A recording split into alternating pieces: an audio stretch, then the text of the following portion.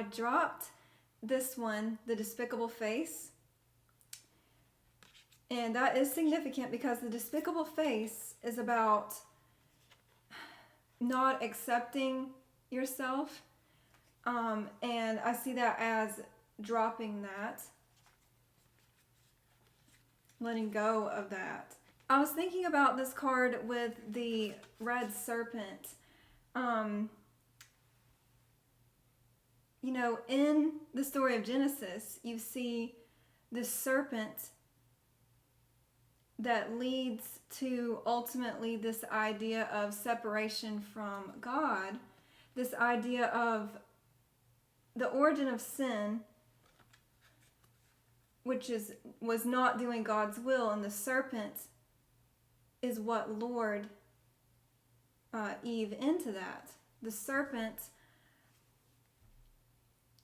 represents this idea of original sin being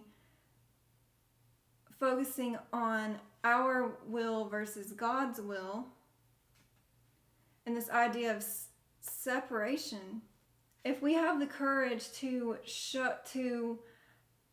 see these parts of ourselves that we are ashamed of and that are separate from God, then I see this as offering that up to Him. You can also see it if you think about the lower chakras, which is interesting because in these colors here, you see the colors of the lower chakras: red, orange, yellow, but you also see green, which represents the heart chakra. But basically, these often you hear in these sort of ancient yoga traditions and teachings that these lower chakras represent these sort of earthly desires, these low that are sort of they can be separate from God, but I believe that we can surrender that to God and want to act through Him. And so that is how I am seeing this. I'm seeing this as this shame and guilt that you feel, or even non-acceptance. Not just shame and guilt, but non-acceptance. But I think everyone struggles with this wanting acceptance from other people. And I realized recently that if my heart is with God, if my heart is with Yeshua, with Jesus, then that is ultimately all that I need. I don't need this acceptance from other people. I lift my heart to heaven, to Jesus, to God. And my love is through Him. And then I can emanate that love out into the world. I don't need the acceptance from other people. I don't need the acceptance from people. But sharing love with people is important. Jesus said, "My commandment to you is to love one another." It wasn't until recently that I truly felt the presence and love, this divine love, this ultimate love of God through Jesus. And that has been the ultimate alchemy for me, transmuting the transmutation, the alchemy of Jesus' love. And so I felt like that was the message here. I felt like that was a really strong message here. The other card I got is Mars, and I was reading about that. It means having this fear to be an advocate, this fear of sharing your voice. And I always have had that. I've had a really deep fear of sharing, of speaking in general, but just I was so afraid of not being accepted. And so yeah, I really love this message here. The other thing that I got when I was drawing the jewelry charms was an Eiffel Tower.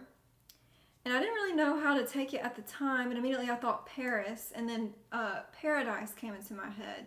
And I thought, when we drop this mask, this ego identity self, and we surrender to God's will, we aren't identified with our ego mind, but instead we find our identity in Jesus and God. That is when we drop this mask, or drop this despicable self. And so I got Paris. I got the Eiffel Tower, which I saw as Paris, and I thought paradise. I also saw it as pointing upward to the heavens, to surrendering to divine will. I also kind of saw like I'd never seen that before, but I kind of saw like an A, but then there was also like a strike through that. And so I was thinking like surrendering this whole idea of myself, my idea of what I want, my ego's idea of what I want, surrendering that to God. And that's what I saw through that.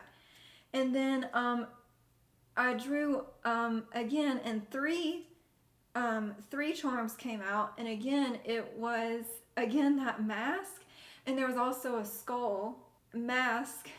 This self that we identify with, or like the ego self. You can also look up Maya, the illusion of self, in some like ancient Zen teachings. Surrendering this idea of self to God. And then I also drew a butterfly, so I saw that. I see butterflies are this ultimate example of alchemy, right? I mean, you're transforming from, obviously transforming from a caterpillar to a butterfly, but it's this alchemy transformation. And then I also drew another Eiffel Tower, but this one, instead of being flat, this one stood up tall, and I also saw that again as like that pointing to the heavens, surrendering my will to God's will. The other thing is, when I was reading about this card, and it can also be seen as Kundalini rising. I talked about how in my last video that I do Laya yoga, means dissolve the ego. That's the idea of Kundalini yoga, which I've been practicing again with the intention of connecting with God and surrendering my ego, surrendering my ideas to ultimately to Him and to live through Him. And so I also thought that was cool that this can be seen as the Kundalini rising. And again, like I said, I think that we can see that as taking these things that we see as, how do I say this?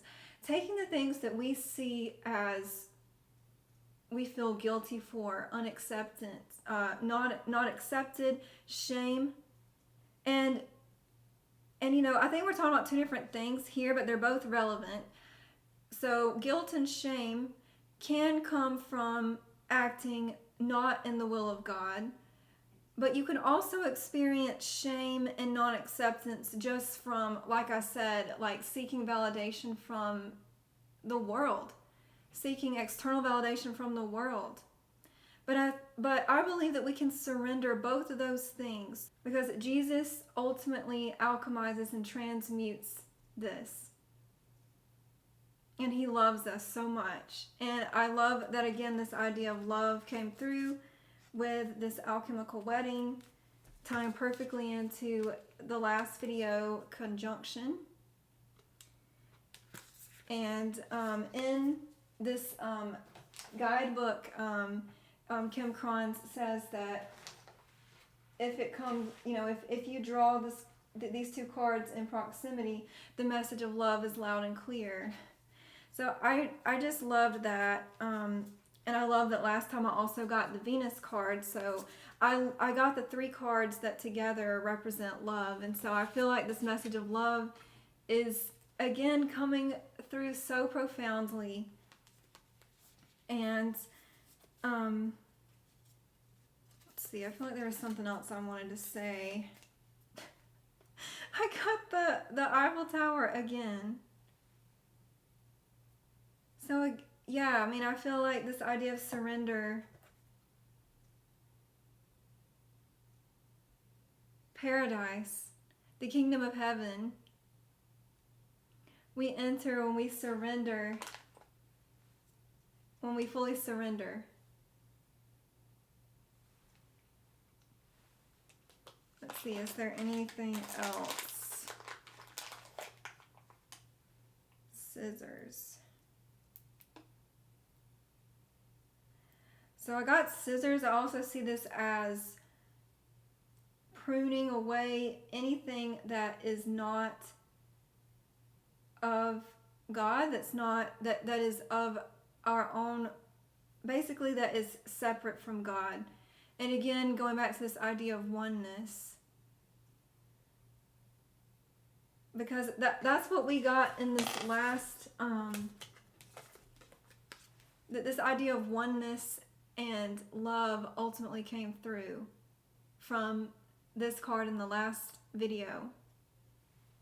So I think that is also significant.